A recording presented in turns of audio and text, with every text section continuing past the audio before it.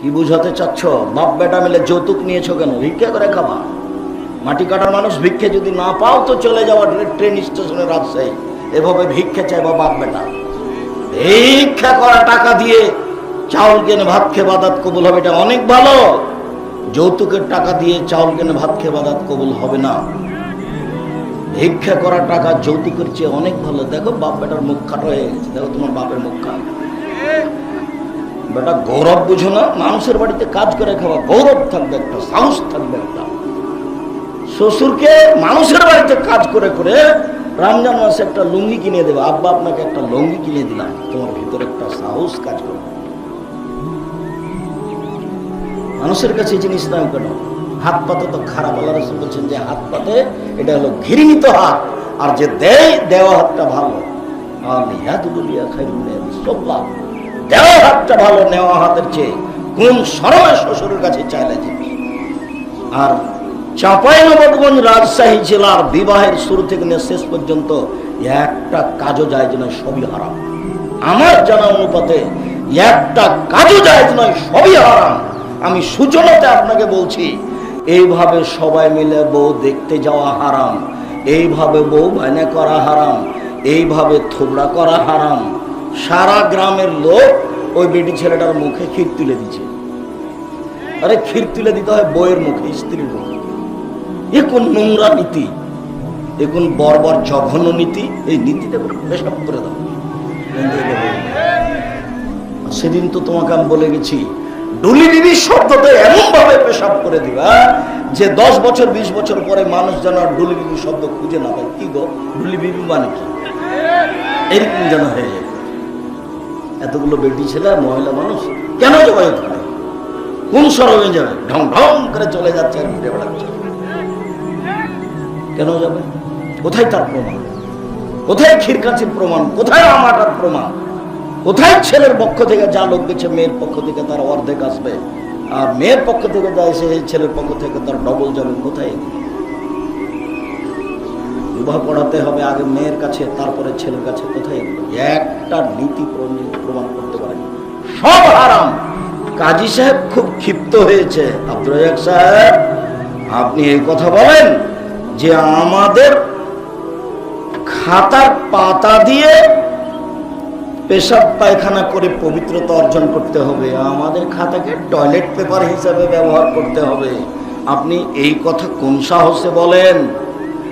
আমার কোনো সাহস নেই। তোমার খাতাতে লেখা আছে মেয়ের পক্ষ থেকে 2 জন সাক্ষী লাগবে, ছেলের পক্ষ থেকে 2 জন সাক্ষী লাগবে। এর প্রমাণ তুমি করো। 4 জন সাক্ষী লাগে জেনা প্রমাণ করতে। তা আমি বিবাহ দিচ্ছি, এটা কি জেনা করাইলাম নাকি?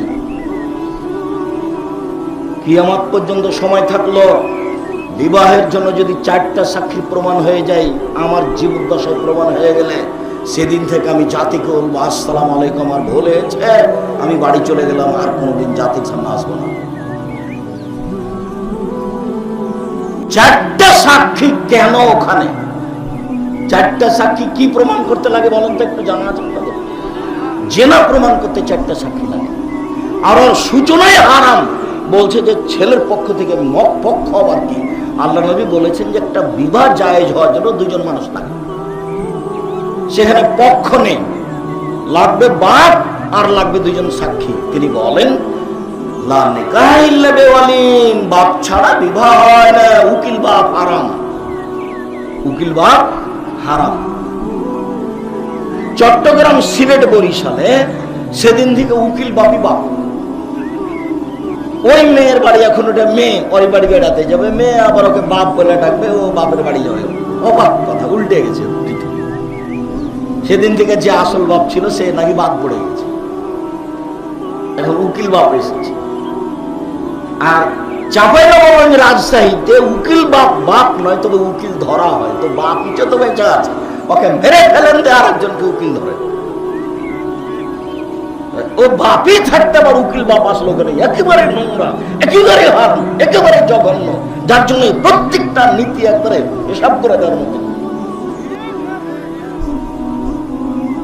এমন কোন মওলানা আছে, আমি তো বলে আসছি 90 সাল থেকে, কেউ একটু লাভ দিয়ে ওঠে বলে না কেন আব্দুর রাজ্জাক সাহেব আপনার কথা ঠিক নয়, আমি এই নীতি কোরআন হাদিস দিয়ে প্রমাণ করে দিব। বললেই তো হয়। দাঁড়ানো তো বহু দূরের কথা, মুখ খোলার ক্ষমতা নাই, মুখ খোলার ক্ষমতা নাই। যা বলছি এটাই চূড়ান্ত, এর 19-20 হবে না ইনশাল্লাহ। তবে আমি মানুষ, আমি একদিন দেখে সব কথা বলিনি। ইবাদতের জগতের সবচেয়ে শক্তিশালী পাওয়ারফুল ক্ষমতাধর ইবাদত দান, এ কথাই ঠিক।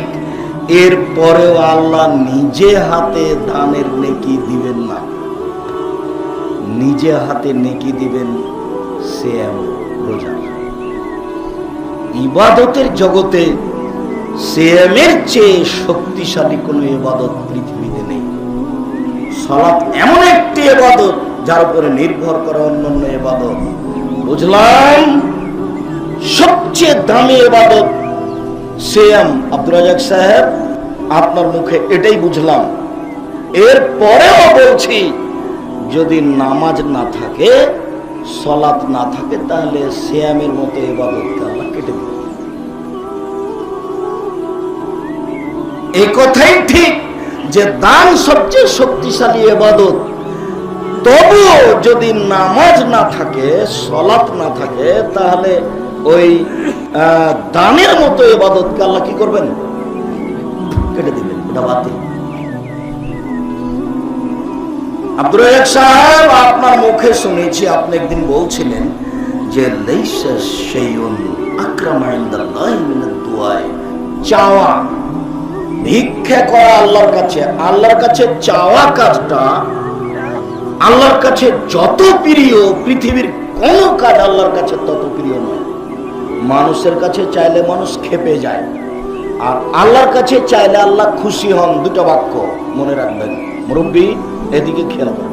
এই ছেলে, তোমাকে এত শক্তভাবে বলার পরেও কি তুমি কথা বলছো? তুমি কি আসলে গরু ছাগল হয়ে গেছো?